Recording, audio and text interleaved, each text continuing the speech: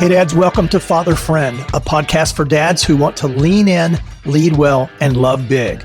I'm Dr. Mike Ayers. Do you remember the days before GPS navigation on your phone? Well, if you don't, there was actually a time when people had to find their way to a destination through verbal directions and paper maps. There's one word to describe it: inefficient. My wife can tell you I'm not good with directions, never have been. Before GPS, I used to wander around in my car, make countless wrong turns, and eventually pull over to call for directions from a payphone. If you're young, Google it. There was no voice from a mobile device saying, in 1,000 feet, turn left. Just like driving somewhere in the 90s, fatherhood can be an equally inefficient and frustrating journey without a roadmap to guide you toward your destination. Many dads desire to be their child's father friend, but it's one thing to know where you want to go. It's another thing to understand how to get there. That's why we're turning the corner today, from purpose to plan, from vision to strategic actions.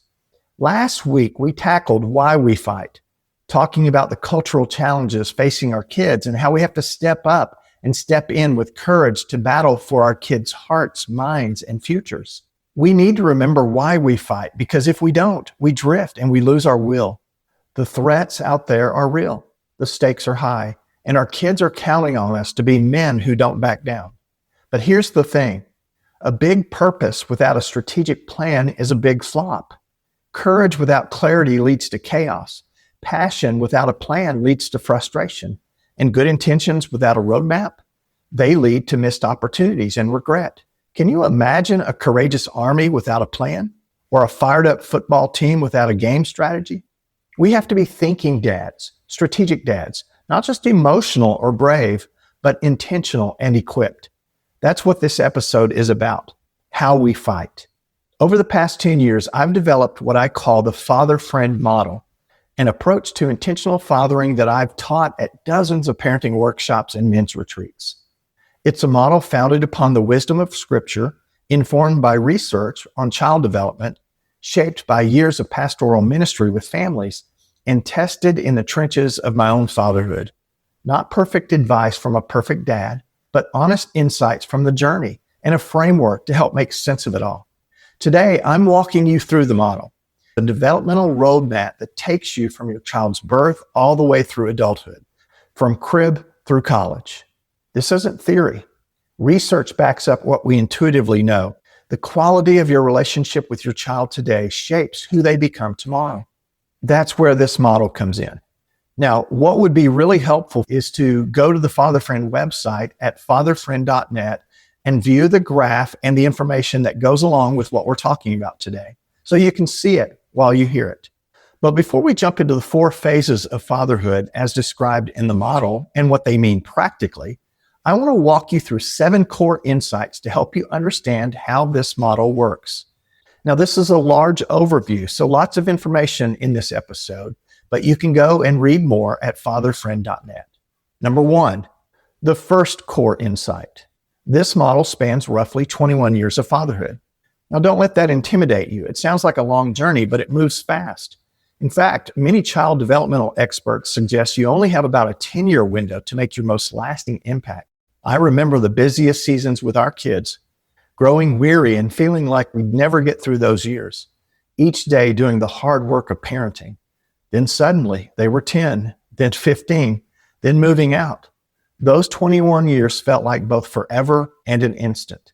So dad, lean in, be present. These years matter more than you think. Insight number 2, the model includes 4 phases of fatherhood. I've represented them as quadrants, each aligned to a stage of your child's development and your corresponding role as a father. The key is to progress in order, because you can't father a 5-year-old like a teenager or a teenager like a 5-year-old. Try to reason with a preschooler, you'll create chaos. Try to control a 16-year-old like a 6-year-old, and you'll face rebellion. Each child needs you to show up based on where they are developmentally. Think of it like building a house.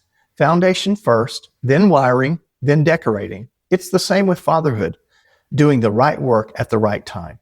Now, each phase spans roughly 5 to 6 years with a starting point and an end goal.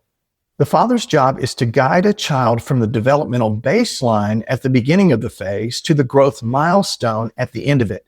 So for example, in Q1, you're taking your child from physical attachment to security and safety. That's ages 0 through 6. In Q2, you're taking your child from curiosity in who they are to confidence in who they're becoming. That's ages 7 through 12. In Q3, you're taking your child from questions about identity to affirmed self-knowledge and worth. Quadrant 3 is ages 13 through 20. Then in Q4, quadrant 4, you're taking your child from needing your wisdom to trusting their own. This is age 21 and above. Now, some of you might be thinking, but what if I'm not starting with a young child? Well, I want to tell you, don't panic. What matters most is not where you're starting, but what you do next. So start by assuming the role outlined for your child's current age, but also be willing to reach back, pulling in relevant strategies from earlier stages. Parenting is mostly about intentional presence. Engage where you are, apply what you're learning now, and trust that growth will follow. Again, there's a detailed chart of this on the Our Model page on the Father Friend website. Insight number 3, the Father Friend model focuses on the development of fathers. Now that's different. Before having kids, I thought fatherhood was simple. Correct their behavior, change them, shape them. But as they grew, I hit moments when I felt ineffective, times when my approach just wasn't working, and I saw that my children weren't changing. Those moments made me pause and reflect. I realized that in the end, in order for them to change, I needed to change myself. That meant that I needed to change my approach depending on which child it was, their age, and the need of the moment. There was no one size fits all. And that required growth in me. As I researched leadership and gained experience in it, I began to understand that effective leaders adapt to follower needs, which required leaders to adjust and grow. Fatherhood was my most important leadership role, so I applied many of the things I was learning to my children. And over time, a structure emerged around these different roles and stages. That became the framework for the Father Friend model. Now, most parenting models focus primarily on the child. Understand how kids develop and you'll be fine. This model is different. It's not enough to understand how children develop. What's needed is a framework that shows dads how to develop in response to their child's growth. And here's what that looks like practically. Take responsibility. One of the defining traits of effective fathers is taking responsibility for the outcomes in their family. When challenges occur, a father friend asks, what have I done to set the table for this? Have I been unclear or inconsistent? Is there an unmet need in my child? Am I showing up right for my child's current stage? Now, this isn't about taking blame for everything. It's about recognizing that as the adult and primary leader in your home, you have the greatest capacity to influence change in your kids. To affect change in your children, you first change yourself. Here's insight number 4 about the model. There's a logic behind the age groupings. The ages within each quadrant aren't grouped because an 8-month-old is identical to a 6-year-old. Clearly, they're not. But what unites these ranges is shared need. Children in each phase need the same primary role from their father. A 2-year-old and a 6-year-old are very different, but both need you to be their strong protector. A 13-year-old and a 19-year-old face different challenges, but both need you to be their steady anchor. This approach centers on the unique role a dad must play in each phase and on your personal growth required to meet those needs with strength, wisdom, and love. Insight number 5. The father-friend model is a framework, not a formula. So this isn't rigid or a checklist. It's a compass, not an instruction manual. Let the model guide you, not rule you. Because no model can hand you prepackaged answers for every moment. But this one offers you a way to think, a lens through which to discern, decide, and lead with purpose. Be wise as you move through the phases. Look for your child's readiness more than the calendar. Adjust your approach by area, not just age. A 14-year-old might be ready for Q3 identity mentoring, but still need Q2 style coaching around time management. The transition between phases isn't abrupt, it's a gradual shift. So don't rush them forward and don't hold them back. Let your child be a child in Q1. Let your kid be a kid in Q2. Let your teen be a teen in Q3. Let your young adult be a young adult in Q4. Trust the process. Here's insight number 6 regarding the model. The father-friend model is about your growth, but it fuels theirs. Your goal is to become a trusted father friend by the time your kids reach young adulthood. But the overarching goal for your child is self-efficacy, the deep belief that I am enough. The objective is that your child can meet challenges, solve problems, and build a life with confidence and internal security. Your fathering is the soil that cultivates that strength. The model moves them from dependence in Q1 toward interdependence in Q2 and Q3 to independence in Q4. That's self-efficacy, and that's your goal by the time they reach young adulthood. And here's the final insight. Insight number 7 regarding the father-friend model. Every trait matters in every phase, but each has its time to shine. Here's what I mean by that. The attitudes and actions outlined in each phase for you as a dad are a focus particularly relevant to children in that developmental stage. That doesn't mean those actions are unimportant in other phases and should be excluded. It means they are especially vital in their assigned phase and should not be neglected in that quadrant. Yes, you'll lead, coach, mentor, and be faithful at every phase. Those are the roles, and we'll talk about them in just a moment. But each role is especially important during its designated phase. This is the wisdom of intentional fatherhood, doing the right work at the right time. So with those 7 foundational insights in place, let's walk through what each quadrant actually looks like. What's your role? What's happening developmentally for your child? And what are the key actions you need to take? Quadrant 1, you are the strong protector. That's ages birth through 6. This is the leading stage, the leadership stage. Your role is to be the strong protector. Now, in this phase, your child is forming their foundational sense of security and trust. They're learning whether their world is safe, whether their needs will be met, and whether they can depend upon the people around them. Your job is to create a secure environment, physically, emotionally, and spiritually.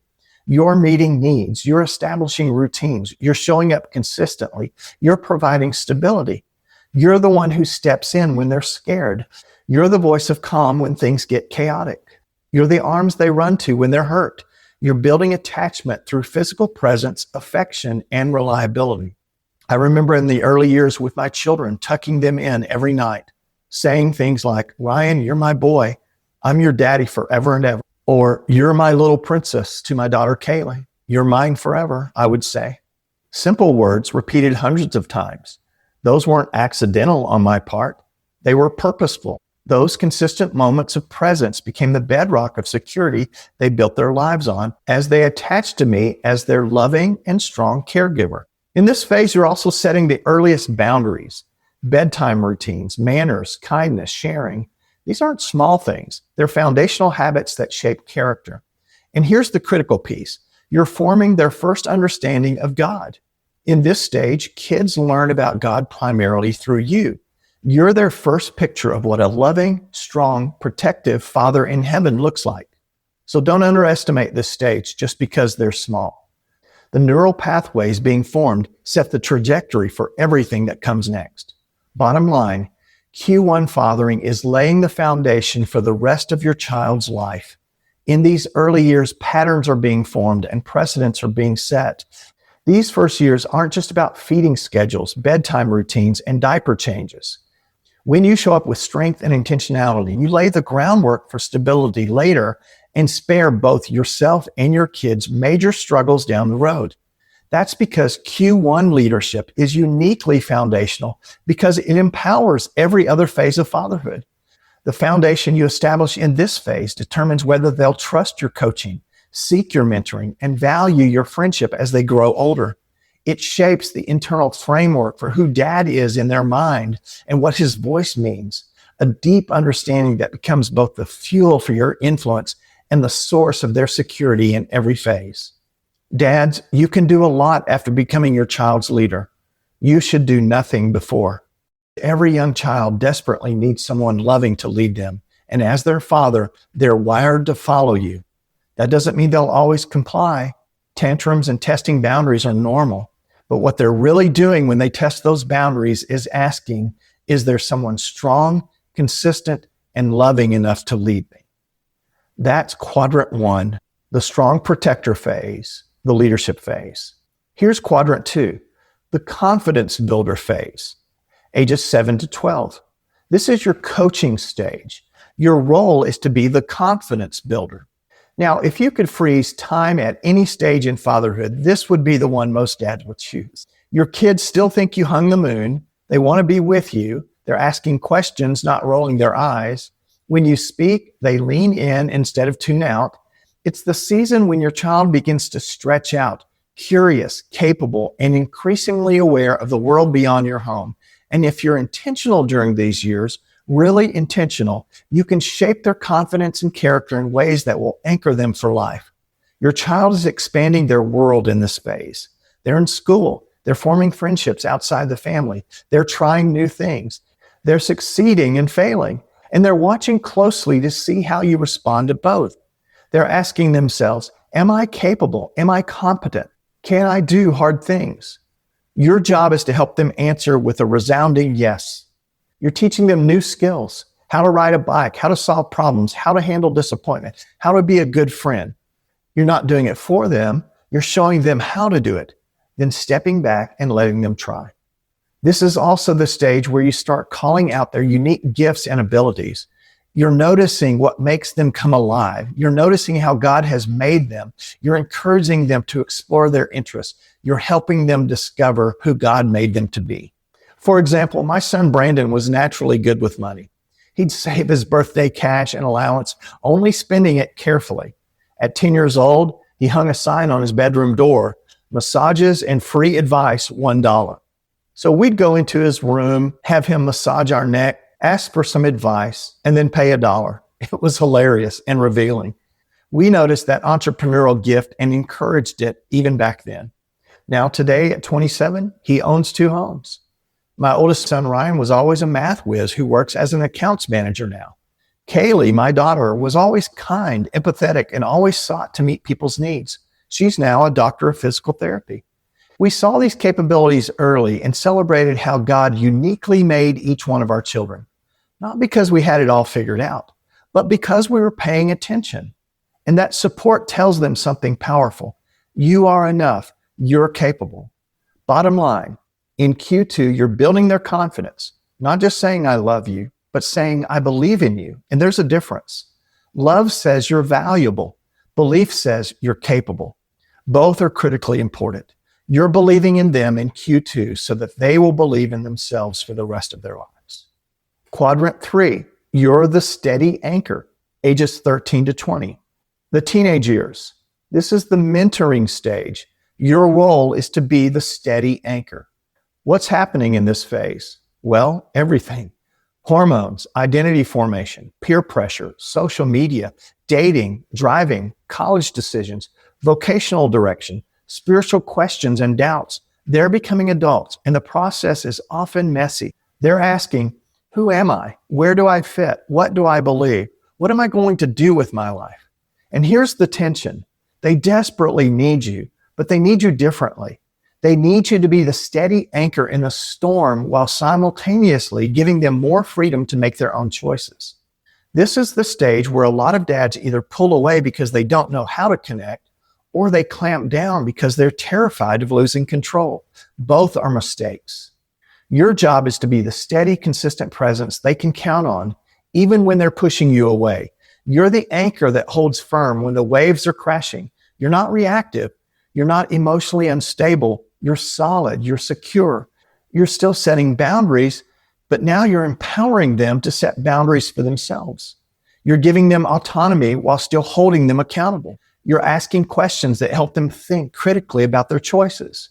You're listening more than lecturing. You're creating space for them to wrestle with hard questions, including questions about faith, without shutting them down. You're modeling what it looks like to be an emotionally healthy adult. You're showing them how to handle stress, conflict, failure, pressure from friends, and success with maturity. And you're staying connected even when it's hard. Even when they're moody, distant, or disrespectful, you don't take it personally. You stay steady. When my kids hit their early teens and didn't want to hang out as much, I had to learn that their pulling away didn't mean I should pull back. So even at 13, 14, 15, I maintained our morning routine. Still told them I loved them, still gave them a hug and kiss goodbye. Even though they felt they didn't want it, I knew they did. That steady presence became the anchor they could count on. Being a teenager in today's world brings entirely new challenges. Social media pressures, constant comparison, anxiety about image and performance, and a culture that pushes confusion around masculinity, femininity, and gender itself. Many teens today seem to have lost the secure innocence of simply being a young man or young woman and the deep value and dignity that come with each. Add to that increased exposure to explicit content, cyberbullying, and addictive digital distractions, and you have a perfect storm, and they'll need a steady anchor for it. Some dads grow frustrated, impatient, and become more controlling. Bottom line, you're anchoring them through the storm while preparing them to navigate on their own. And here's quadrant 4. Your role is the faithful friend, ages 21 and up. This is the culmination of what it means to be a father friend. You're no longer the authority figure. You're not the protector, the coach, or the anchor in the same way. They're adults now. And if you've done the work in the first 3 quadrants, something beautiful happens. Your relationship transitions from parent-child to adult-adult, from leader-follower to friend-friend. This doesn't mean you stop being their dad. It means your role evolves. You move from directing to advising, from requiring to suggesting, from correcting to conversing. Your job now is to be the faithful friend they can count on for the rest of their lives. You're available when they need you, but you're not inserting yourself into their lives uninvited. You offer wisdom when asked, but you don't force it. You respect their independence, their decisions, their choices, even when you disagree. You celebrate their wins. You grieve their losses. You support their marriages. You love their kids. You pray for them. You stay connected. Recently, my daughter Kaylee and her husband, both physical therapists, mentioned that they were considering working as travel therapists for a year, moving around to different regions of the country. My first thought was, but when will I get to see you? But instead, I took a breath and said, wow, that would be exciting, and now is the time for you to do it. And I meant it, even though part of me wished they'd stay closer. That's Q4, supporting their dreams even when it cost you something. And here's the reward for all the hard work in the first 3 stages. You simply get to enjoy them. You get to be friends with your adult children. You get to see the fruit of your labor. You get to watch them become the men and women God designed them to be. And I'm telling you, as a dad who's there right now, who's recently walked with my kids through finishing school, getting married, and now them giving us grandchildren, there's just nothing better than seeing the payoff. The bottom line, you're no longer leading them, you're walking alongside them. So there it is, the father-friend model. 7 foundational insights, 4 quadrants, 1 ultimate goal: to raise kids who become emotionally healthy, spiritually grounded, confident adults, and to build a relationship with them that lasts a lifetime. Remember, this isn't about perfection. You're going to mess up. I've messed up more times than I can count. Every dad messes up. But having a roadmap gives you a direction. It helps you know where you're going and what your kids need from you at each stage. It keeps you from drifting. It keeps you intentional. So wherever you are, whatever stage you're in, do the work, do it with purpose. Let's be thinking dads, strategic dads, faithful dads. Let's fight for our kids with courage and with a plan. Let's lean in, lead well, and love big, because how you father today shapes who your child becomes tomorrow. Thanks for listening today. I'm Dr. Mike Ayers. If you enjoyed this podcast, please share it with other dads. I'd love to hear from you. Email me at mikea@fatherfriend.net with comments, questions, and your biggest takeaways. For more tools, resources, and real talk on fatherhood, visit fatherfriend.net or follow on social media @ThinkingDads. See you next time.